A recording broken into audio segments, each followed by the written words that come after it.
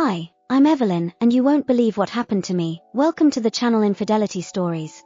I never imagined that one lie, one impulsive decision made in the heat of the moment, could spiral into something so much bigger, something that would dismantle everything I thought I had control over. My life had always been a delicate balance of responsibilities and desires, of meeting expectations and craving something more. I always thought I could manage it, that I was smarter than the consequences of my actions, but Spain had changed everything. What started as a breath of freedom, a moment of clarity in the midst of wedding planning chaos, quickly turned into the darkest chapter of my life. A chapter one couldn't turn the page on, as I look back on everything now, I realize this story didn't start in Spain. It started long before that. It started the day I met Jake. The day I met Jake is seared into my memory like the smell of freshly brewed coffee and the taste of sun-warmed strawberries. It was one of those perfect, sunny afternoons when the city felt alive with possibilities. The air was crisp, the kind of day that makes you believe anything can happen. And back then, I believed that, I had just graduated from college, a free spirit, brimming with excitement, ideas, and dreams of travel. My plan was to take on the world, to chase adventure, and to leave no corner of the globe unexplored. I wanted more than a conventional life.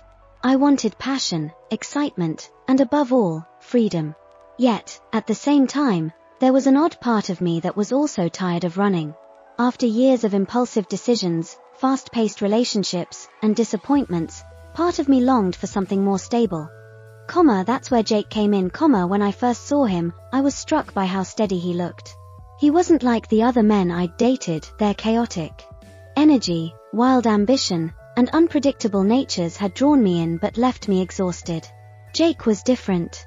There was something calm about him, something reassuring in his gentle smile and the way his eyes met mine. He was solid, the type of person who didn't have to say much to make you feel safe, we met through mutual friends, and from the moment we started talking, it felt easy. There was no pretense, no games. We were sitting at an outdoor cafe by the water, and I remember the way the light reflected off the waves behind him as we talked about everything and nothing at all. He asked me about my travels, my future plans, my dream of backpacking across Europe. He listened in a way that made me feel heard, like my wild ambitions weren't silly or impractical, I've always wanted to go to Spain, I remember saying. Barcelona is at the top of my list. The art, the music, the energy, I could see myself getting lost in that city, Jake's smile widened, and there was this quiet admiration in his eyes. You'd fit in perfectly there. You have that spirit, he said, That's when I realized that Jake saw me differently than anyone else had. He wasn't trying to tame me or fit me into a box. He appreciated my restlessness, my desire to see more, and that meant everything to me. I thought I had found someone who wouldn't stifle me, who would let me be free while still offering the stability I'd begun to crave, It didn't take long for our relationship to grow. Jake's steadiness balanced out my spontaneity. He was the grounding force I didn't know I needed, and for a while, I believed that with him, I could have both the adventure and the comfort. We would explore the world together, but we would also build a home, 2 years into our relationship, Jake proposed. We were at the same cafe where we had met, the sun setting behind him as he nervously pulled a small velvet box from his jacket. I could tell he was trying to hide his anxiety, but his hands trembled as he held the box out to me. Evelyn, he said, his voice soft, I want to share every adventure, every moment with you. Will you marry me? I hesitated. Not because I didn't love him, I did, but because I wasn't sure if I was ready to let go of that part of me that still craved something more. I stared at the ring for what felt like an eternity, my heart pounding in my chest. It was beautiful, simple yet elegant, much like Jake himself. In that moment, I could see our future stretched out before me, safe, predictable, steady, but I said yes. I convinced myself that this was the right decision, that I could settle into the life Jake offered without losing who I was. After all, wasn't stability what I had secretly been searching for? Someone to ground me, to keep me from drifting too far, The months that followed were filled with wedding planning and house hunting. I should have been happy, should have felt excited about the life we were building together. But instead, I felt restless. Every discussion about flower, Arrangements or color schemes only reminded me of the adventures I was leaving behind, the dreams I had yet to fulfill. I started to feel like I was suffocating under the weight of expectations, my own and Jake's. I loved him, but I wasn't sure if I was ready to let go of the freedom I had always cherished, that's when I brought up the idea of going to Spain.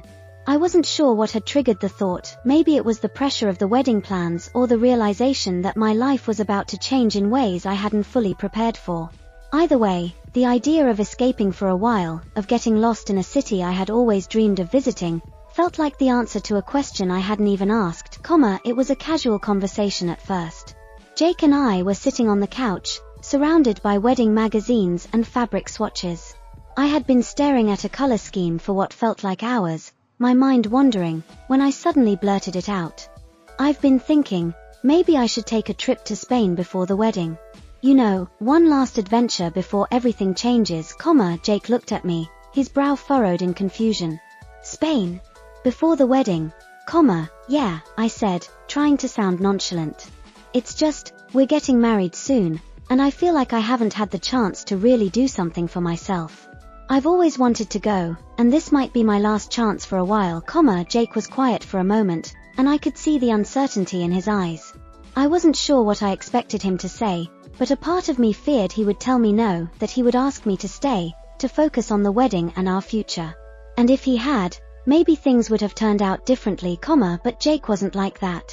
He trusted me, even when he didn't fully understand why I needed this.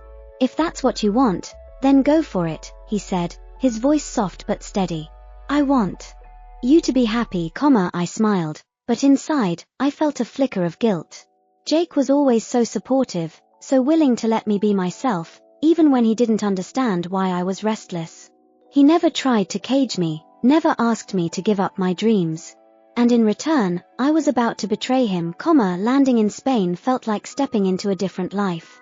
The air was warm and filled with the scent of salt water and flowers. The bustling energy of Barcelona immediately swallowed me up, making me feel like I was a part of something bigger, something more vibrant than the life I had back home, for the first time in months, I felt like I could breathe. I wasn't Evelyn the fiancée, wasn't the woman who was about to settle into a life of marriage and domesticity. I was just Evelyn, alone in a foreign city, free to do as I pleased, I rented a small apartment in the heart of Barcelona, the kind of place that had charm and history written into its very walls. From my window, I could see the winding streets filled with cafes, tourists, and locals living their lives. I spent my days exploring the city, Gaudi's breathtaking architecture, the Picasso Museum, the Gothic Quarter with its narrow alleys and hidden courtyards. And in the evenings, I wandered down to the beach, letting the sound of the waves wash away my worries. I didn't think about the wedding, about Jake, or about the life I was supposed to return to. I let myself get lost in the moment, in the beauty of the city, but as the days passed, I started to feel the old restlessness again. Barcelona was everything I had dreamed it would be, but it wasn't enough. There was still something missing, something I couldn't quite put my finger on. I wanted more than just a vacation, I wanted to feel alive again, that's when I met Rafael, it was a warm, balmy night when I first saw him. I had been at a small, local, bar near the beach, sipping a glass of wine and listening to the music that filled the air.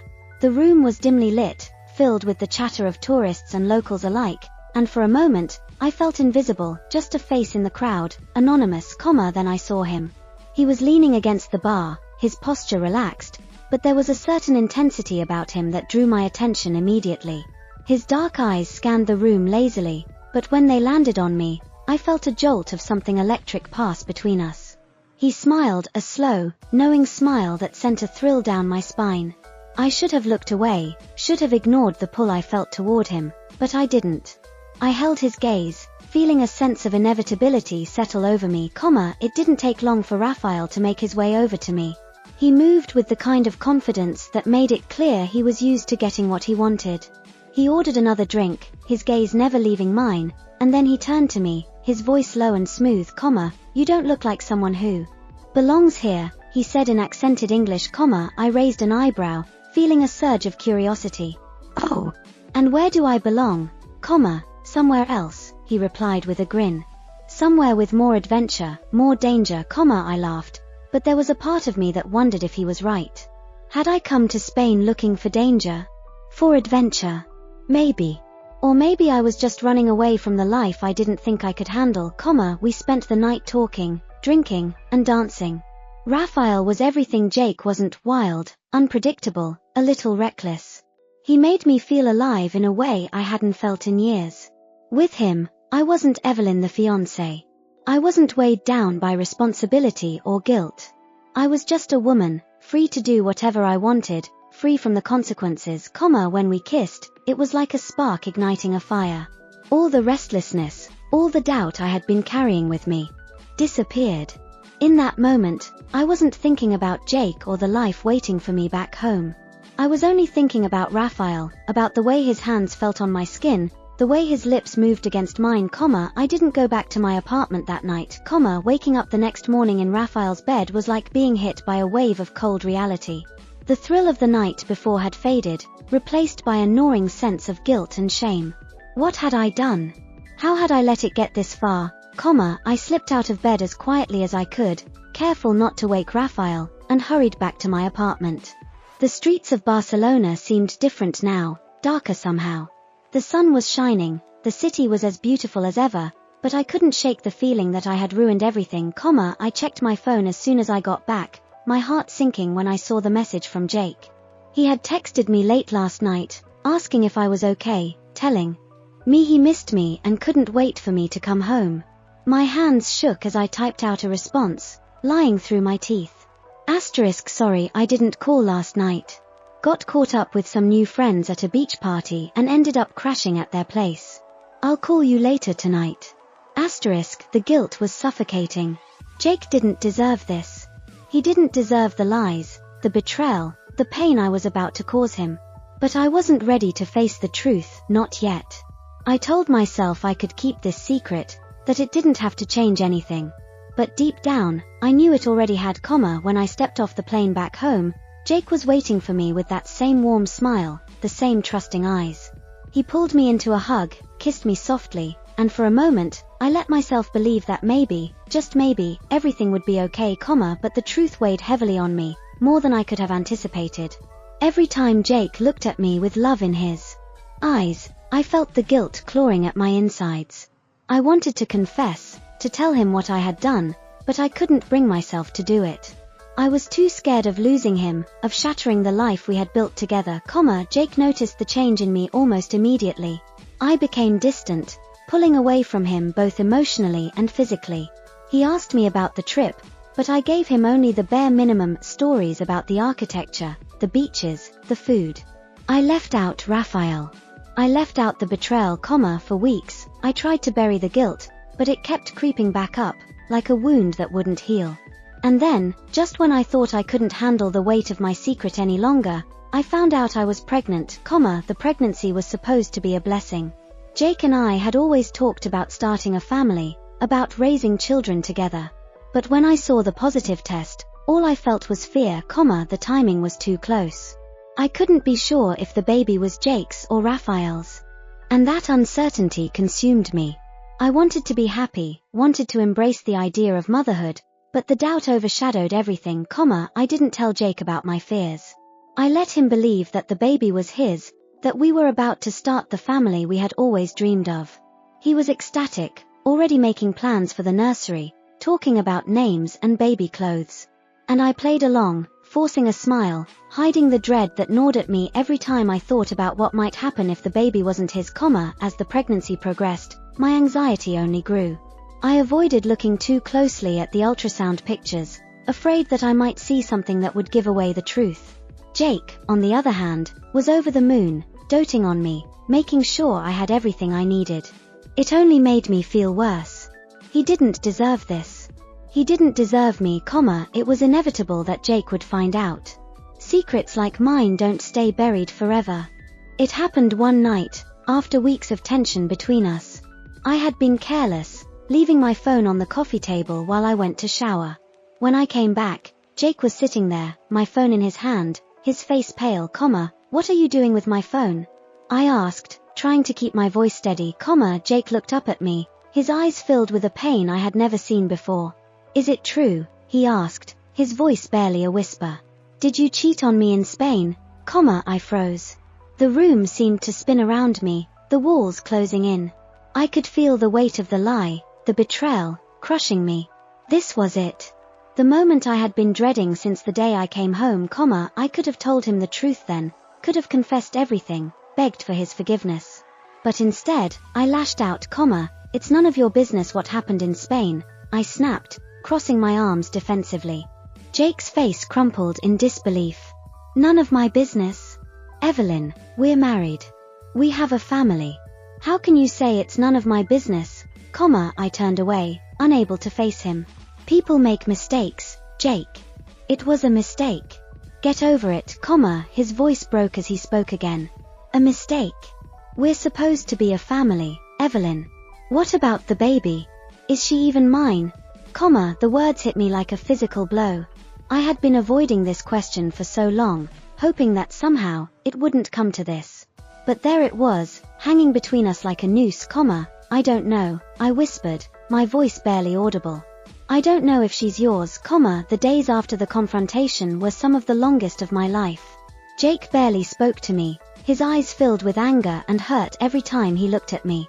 I could feel the distance growing between us, an insurmountable wall that neither of us knew how to climb, the DNA test was inevitable.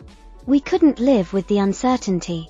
Jake insisted on it, and though I dreaded the results, I knew we needed the truth. We went to the clinic together, the air between us thick with unspoken words. I held Lily in my arms as they swabbed her tiny mouth, my heart breaking as I looked into her innocent eyes, the wait for the results was excruciating. Jake barely stayed in the same room as me, and when he did, the tension was palpable. He was pulling away, and I knew that once the results came, whatever was left between us would shatter, when the day finally came, Jake opened the envelope in silence. I watched as his eyes scanned the paper, his face going pale. He handed the results to me without a word, and I felt the world collapse around me, Lily wasn't his, Jake didn't say anything after that. He simply packed his bags and left, taking Lily with him. The house felt empty, hollow, a shell of the life we had once built together. I sat in the nursery for hours, staring at the crib we had put together, the tiny clothes we had bought, all of it a reminder of the future we had lost, when Jake filed for divorce, I didn't fight it. How could I? I had destroyed everything we had, everything we were supposed to be. I tried to fight for custody of Lily, but deep down, I knew I didn't deserve her. Jake was the better parent, the stable one, the loving one. I had lied, cheated, and ruined our lives, in the end, Jake got primary custody. The court saw through my lies, and the people around us, our friends, our family, slowly began to side with him.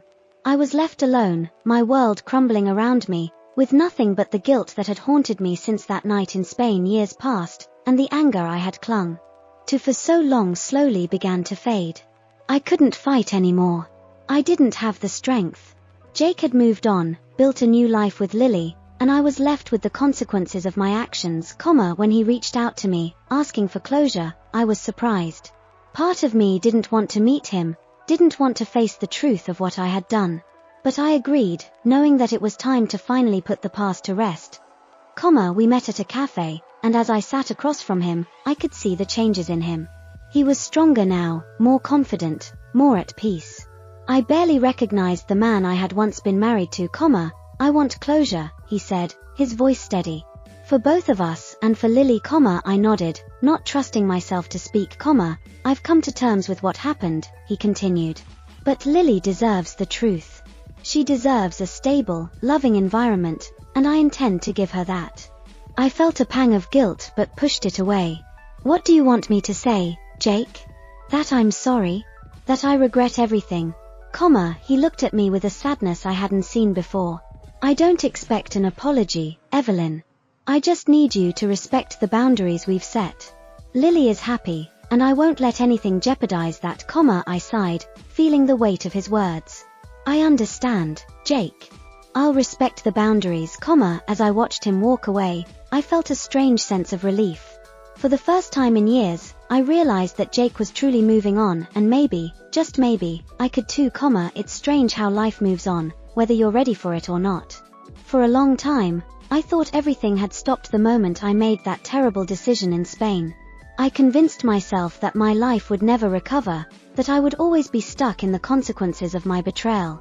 But time has a way of moving forward, even when you feel like you can't. I still think about Jake sometimes. How could I not? He was my anchor for so many years, my steady presence when the rest of the world felt like it was spinning out of control.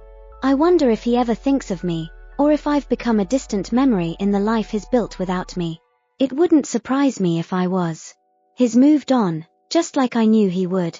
Jake always had this quiet strength, a determination to keep going, even when things were hard, I've heard he's with someone now, a woman who fits into his life in a way I never really did. From what little I've heard, she's everything he deserves, calm, steady, patient. I imagine they have a home filled with warmth, something I was never able to give him. And though it stings to think about sometimes, I'm genuinely happy for him. He deserves peace, and I know I could never have given him that. I could never have been the person he needed me to be, there's a quiet comfort in knowing that Jake has found happiness, even if it's without me. I hurt him in ways I never meant to, and I have to live with that. But knowing he's healed, knowing he's built a life that isn't defined by the mistakes I made, gives me some measure of peace, Lily, on the other hand, is never far from my thoughts. She's grown so much in the past few years, and every time I see her, I'm struck by how much she reminds me of both Jake and myself. She has his calm demeanor, that quiet sense of strength that I used to lean on, but she also has my spark. She loves to draw, to create, and when she's lost in her art, it's like she's in her own little world. I see myself in her then, the girl I used to be, full of dreams and imagination, before life got too complicated, I don't see Lily as much as I'd like to. Jake has primary custody, and I only get weekends here and there, holidays if I'm lucky. It's hard, knowing I don't play as big a role in her life as I once imagined I would. There are days when I wonder if she'll ever ask about what happened, if she'll ever want to know the full story. And when that day comes, I'll have to tell her the truth. But for now, I protect her from it. She's too young to understand the weight of my mistakes, and I won't burden her with them, she's happy, and that's what matters most. I see it in the way she laughs, in the way she talks about school and her friends, in the way she lights up when she tells me about her adventures with Jake. I know she's in good hands with him. He's a wonderful father, the kind of father I always knew he would be.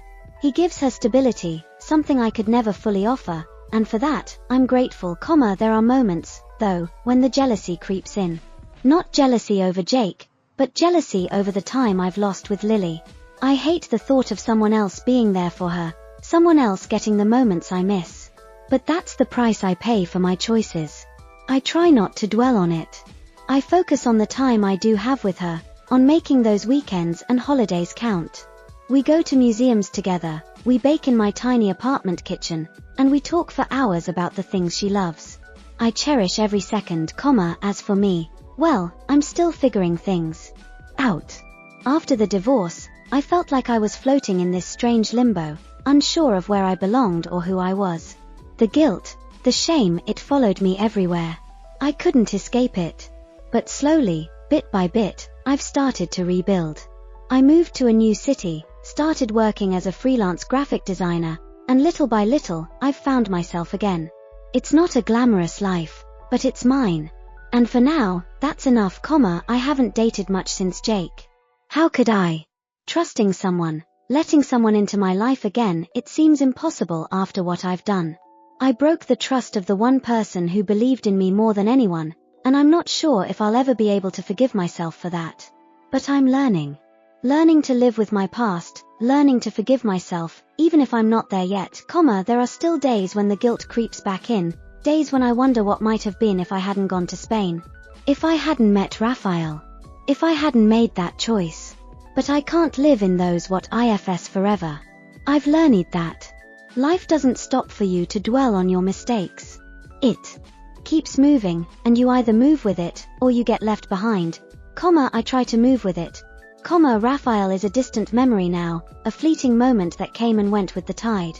I don't think about him much anymore, and when I do, it's with a strange sense of detachment.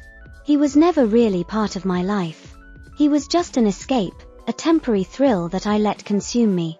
I used to wonder what would have happened if I had told him about Lily, but now I know it wouldn't have mattered. He wasn't meant to stay. He was just the catalyst for everything that followed.